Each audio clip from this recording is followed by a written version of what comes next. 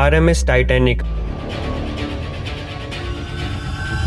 Unsinkable जहाज 15 अप्रैल 1912 को डूब जाता है। इतनी वार्निंग्स के बावजूद ये जहाज फिर भी अपनी स्पीड कम नहीं करता। एक न्यू रिकॉर्ड सेट करने के पीछे टाइटैनिक काफ़ी लोगों की जान खतरे में डाल देता है।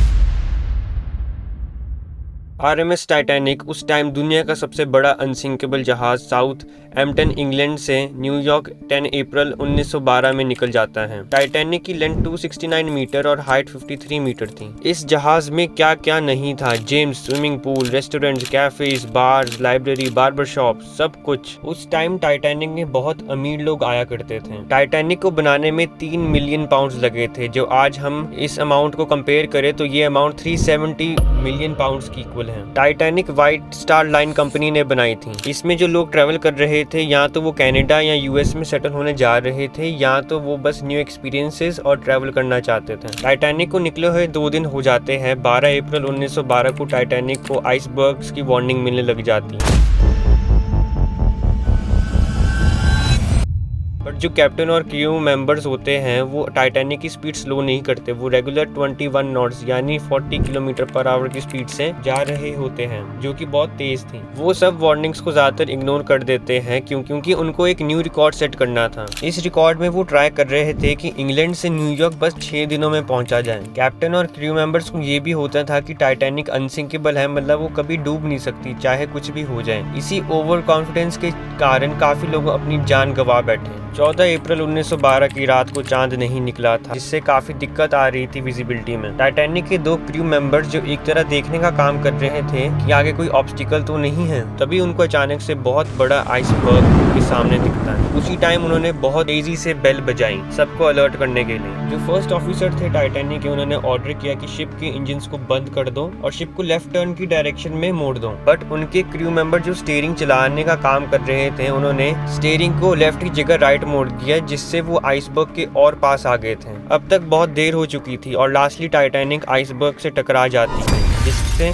टाइटैनिक के सामने वाला स्टारबोर्ड बहुत बुरी तरह से डैमेज हो जाता है। टाइटैनिक को ऐसे डिजाइन किया गया था कि टाइटैनिक तब तक फ्लोट करेगी जब तक पानी में अगर उसके 4 कंपार्टमेंट भी फ्लडेड है वो कभी डूबेगी नहीं। बट उस आइसबर्ग के कारण 6 कंपार्टमेंट में पानी भर गया था, जिससे ये तो पक्का हो गया था कि वो अब डूब जाएगी। जो भी मैंने सब कुछ अभी बोला वो 14 अप्रैल की रात को 11:40 में हुआ था। 15 अप्रैल रात को 12 बजे पानी बहुत तेजी से टाइटैनिक में भरने लग गया था और जो कैप्टन स्मिथ थे उन्होंने ऑर्डर किया लाइफ बोट्स को डिप्लॉय करने में। 15 अप्रैल की रात को 12 बजे टाइटैनिक में बहुत तेजी से पानी भरने लग गया था। जो कैप्टन स्मिथ थे उन्होंने ऑर्डर किया लाइफ बोट्स को डिप्लॉय करने के लिए, लेकिन जो टाइटैनिक में लाइफ बोट्स थी वो बस 20 थी, जो बस उसमें आधे लोग ही आ सकते थे। 12:25 में टाइटैनिक के मेंबर्स ने बहुत सिग्नल भेजने का ट्राई किया, बट किसी ने भी जवाब नहीं दिया। एक शिप थी टाइटैनिक से कुछ 35 किलोमीटर की डिस्टेंस में जो दिख भी रही थी, बट तब उस शिप ने अपना रेडियो कम्युनिकेशंस बंद किया हुआ था क्योंकि वो रात में वहां पे बिताना चाहते थे, क्योंकि उन्होंने इंटेलिजेंटली आइसबर्ग्स की सिचुएशन देखी और वहां रुकने का फैसला किया। बट टाइटैनिक ने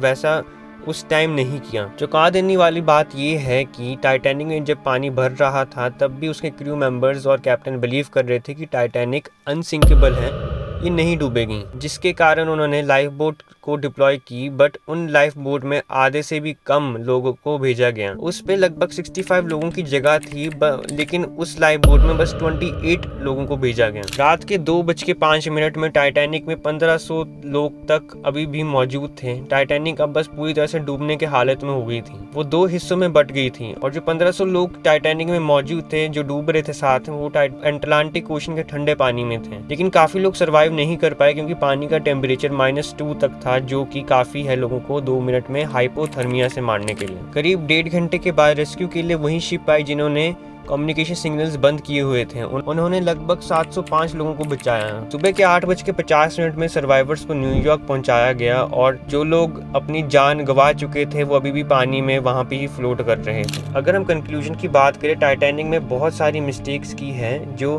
कि मैंने बीच में बताया भी है काफी। से इतनी कम लाइफ बोट्स होना इतने ज्यादा लोगों के लिए, आइसबर्ग्स की वार्निंग को इग्नोर करना, स्पीड को जरूरत के हिसाब से कम ज्यादा नहीं करना, इतना ज्यादा मिस कम्युनिकेशन क्रू मेंबर्स के बीच में, एसएस कैलिफोर्निया शिप जो कि बहुत पास थी टाइटैनिक की, उनके रेडियो सिग्नल्स ऑफ होना, और सबसे ज्यादा इंपॉर्टेंट कैप्टन स्मिथ के एक्शंस। बाकी कैसी लगी आज की ये वीडियो दोस्तों? अच्छी लगी हो तो लाइक सब्सक्राइब करना ऐसी ही न्यू वीडियोस के लिए।